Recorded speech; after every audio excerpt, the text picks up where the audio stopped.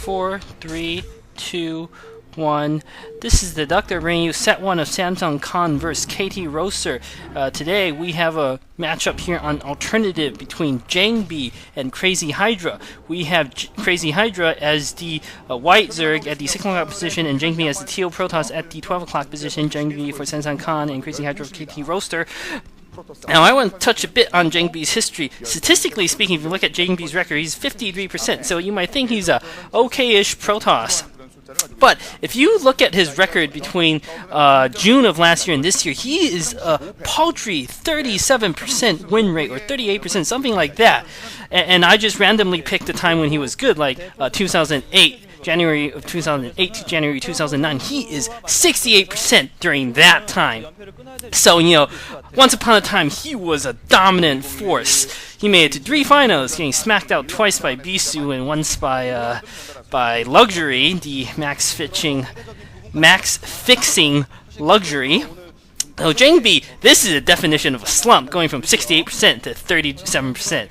I mean, he's doing quite poorly in general. So, Crazy Hydra, not exceptionally good player, but against Jangbi, geez, Crazy Hydra, I would even argue might be the favorite here, considering how hard Jangbi is slumping. Crazy Hydra looks like going for an overpool. Good for him.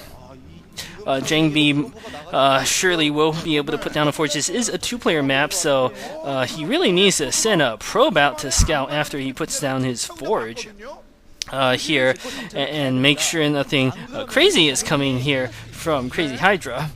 Crazy Hydra, though, does not quite live up to his namesake, unfortunately. I haven't really seen him do anything crazy. Anyway, now Jangbi is sort of the definition of a slump, and I would love to see him break out of it. He used to be great, the best stormer by far in all of StarCraft. But you know, it's just a shame to see someone who achieved such great heights fall to such lows. I think after all his defeats at the finals, his spirit was just broken somehow there. And he just had to go up against Bisu, for instance. Twice, if it weren't Bisu, he probably would be holding an MSL title and a GOM Classic title at this. And here we have a few Zerglings going to send this probe out of Crazy Hydra's own base. He's surely getting ready to put down his natural expansion soon, getting gas first at his main. Nexus down. Oh no, that's a gateway. That's a gateway. Oh, cannon. Now he's warping the gateway. He's going to be able to get the Nexus down. I was wondering a bit about that. He did see that there are very few Zerglings out. He probably could have put the Nexus down first, but and those two Koreans look almost like they're stunned or in a trance of some sort. Crazy Hydra putting down his natural expansion at this point. As I was saying, I think Jangbi probably could have put down his Nexus first and would have been fine. He had the scouting probe. He saw what exactly was going on in Crazy Hydra's base. Actually, no, he apparently did put the Nexus down first. I was right. I was right about that, because that's the only way to explain the Nexus warping at the same time as the gateway. So, yeah, he was fine doing that. Good for him. So Jangbi obviously has not lost all touch with reality. It's just something is changed about him. Something is different. He doesn't have the same hunger anymore. Here's hoping that maybe he can find a second wind and make a comeback sometime soon. Unfortunately, he's been in his slump for quite some time now. So, I don't know. Stork, on the other hand, always performing at a pretty high level, so I even made it to the last OSL finals. So maybe Jangbi could learn a bit from Stork there, Stork's spirit. Stork is one of the more carefree pro gamers, it almost seems like. Supposedly, and I don't know whether this is true or not, supposedly Stork has a more relaxed practicing regimen than someone like Jaedong or Flash even. And like he takes weekends off or something like that, and he still does quite well. I don't know. I think it may be wise for some of the better pro gamers to relax a bit, especially Flash, for instance. He can't push himself too much harder. If he is forced to retire because of his injury, I think that would be very, very unfortunate.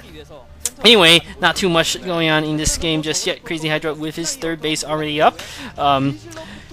the Stargate and Citadel coming here for Jangbi. Spire also going up for Crazy Hydra. So everything seems to be proceeding as normal. The SimCity surely will be up very soon for Crazy Hydra. So I still have a bit of time to talk a bit more about history.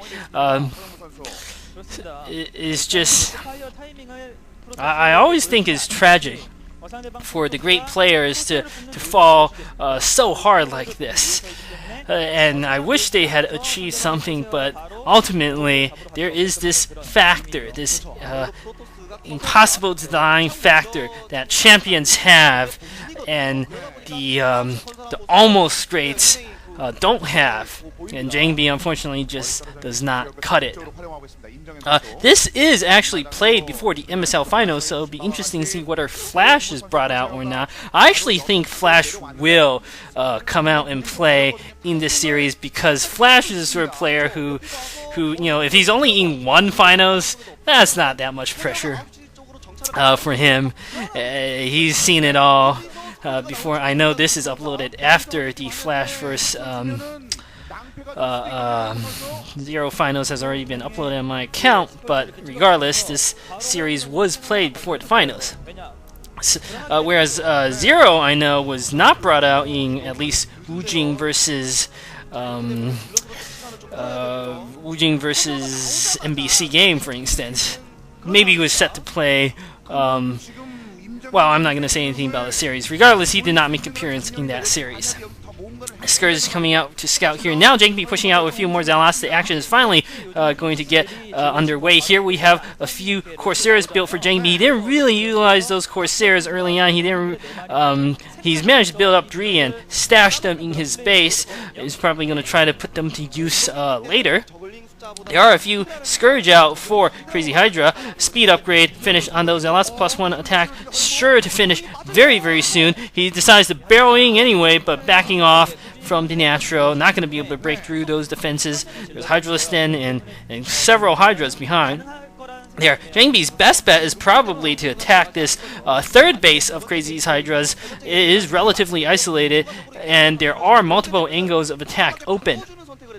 I think the natural is very difficult to break, whereas there's at least a reasonable chance for him to potentially break the third base if he masses enough Zealots for strong +1 attack. These Corsairs are coming out. I'm not sure where that's wise. They're going to be able to kill this pair of Scourge, but Crazy Hydra, if he's any good at all, will surely have several more pairs of Scourge ready to respawn. Crazy Hydra choosing to push out with a combination of Lings and Hydras. These Corsairs coming, attack the Overlords, which have speed. Another pair of Scourge coming. I think Crazy Hydra needs to build a few more Scourge. And now we have a Dark Templar for Jangbi going to come in here. There's absolutely no detection there at the 9 o'clock base, and he's going to be able to kill at least 3 drones and stop mining there for some time. However, Crazy Hydras choose to use this opportunity to go in for a direct frontal assault. There are a lot of Hydras there, but I think between the Zealots and the probes and the new cannons we're being, Jangbi is going to be able to hold. So Crazy Hydra will be forced to back up here. His counterattack not achieving much. He still has not reestablished mining at his 9 o'clock base. Crazy Hydra choosing to press in regardless. There's a Templar there, but it doesn't seem to have enough energy for a storm. But the cannons and the Zealots are enough to hold off. Crazy Hydra still streaming Hydra. He's going to be able to pick off the Forge. Still not with anything mining at the 9 o'clock. Storm coming off. Good storm killing several Hydras there. And this, I think, is going to force Crazy Hydra back. Critically, Jangbi's economy has not been harassed at all. Another good storm there, forcing Crazy Hydra back. I think Jangbi is actually in prime position to win this game. And Hydra, really, to deal with one Dark Templar like that, you need a few Zerglings and a Hydra or 2 and an Overlord there. Or Sport, and you would have been fine. But you can't lose a third base like this, and Jangbi's force is now strong enough to push out. He's got an Archon, many Zealots. He lost his Spire. Rather poor play this game by Crazy Hydra, I have to say, and Jangbi showing that he's at least competent. He's still got some skill. Crazy Hydra also not picking off the Corsairs. Crazy Hydra actually rather abysmal performance, I have to say, this game. Not really doing anything right at all, and Jangbi perhaps here's hoping that this is a sort of return to form for him, that this victory gives him some sort of confidence to do better. These Corsairs running amok, executing Overlords at will. Crazy Hydra has managed to mass up enough Hydras to force Jangbi back for now, but he's lost so much. His Spire, all sorts of Overlords. These Corsairs are free to run anywhere they want to and kill Overlords basically at will at this point. The Dark Templar is picking off the hatchery, and GG coming for Crazy Hydra as expected. A good game by Jangbi going on to set 2.